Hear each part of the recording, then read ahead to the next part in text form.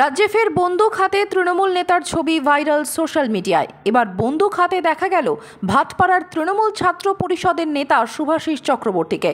সম্প্রতি বন্দুক হাতে তাঁর একাধিক ছবি ভাইরাল হয়েছে সোশ্যাল মিডিয়ায়।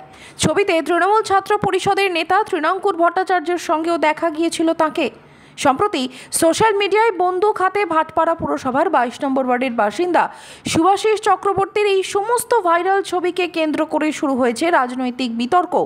ছবি দেখে মনে হচ্ছে রীতিমতো বন্দুক হাতে কিছু একটা ফটো শ্যুট করছেন তিনি। তবে এই বন্দুক কোথায় পেলেন তিনি তাও জানা যায়নি।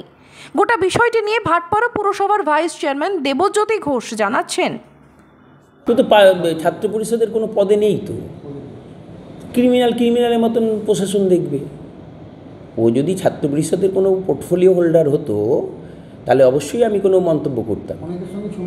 সে ছবি থাকা মানে কি, যারা রাজনীতি করে তাদের সঙ্গে ছবি থাকতেই পারে। ক্রিমিনাল প্রশ্ন, ছবি তো আর মানে যে নেতা সে তো গিয়ে ওর সঙ্গে ছবি তুলছে না। এরা বরাবরই এইসব সুযোগ সন্ধানী একটা মুডে থাকে যে নেতা গেল সঙ্গে ছবি তুলে আর সেলফি নিয়ে ছেড়ে দিল বাজারে। এরা এইসব ধান্দায় থাকে।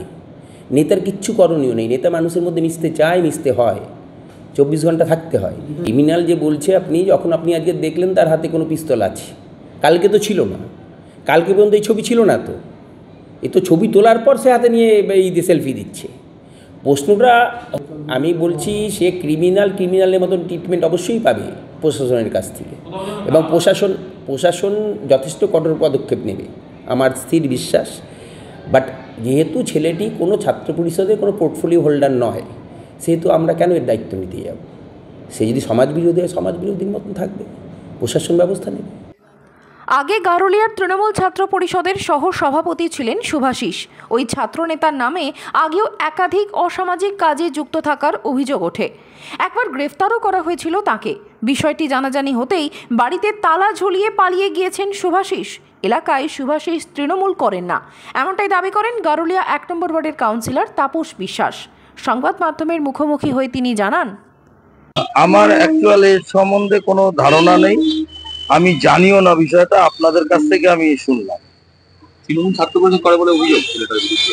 দেখুন, আমি 1998 সাল থেকে এখানে তৃণমূল করি, বা যদি বলেন তার আগের থেকে তৃণমূল, সেটা 93 সাল থেকে মমতা ব্যানার্জির সঙ্গে যুব কংগ্রেসটা করি।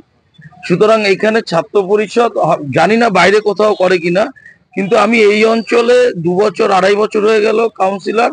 আমি এখানে ওকে কোনো রাজনৈতিকভাবে আমার সঙ্গে কোনো যোগাযোগ নেই। আপনি আসলে দেখা গেছে পুলিশকে জানিয়েছেন না? আমার এটা, আমি তো বললাম আপনাদের কাছ থেকে আমি প্রথম জানলাম, আমি জানি না বিষয়টা সম্বন্ধে।